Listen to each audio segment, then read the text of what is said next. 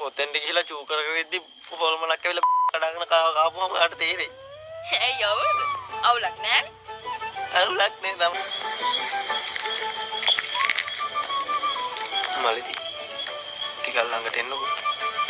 මට නිකන් බයයි වගේ. මරු කොල්ලා. අවුල්ද? අවුලක් නෑනේ නේ. දැන් අපි කොහෙද යන්නේ මලිත්? මට නම් බෑ මෙතන ඉන්න.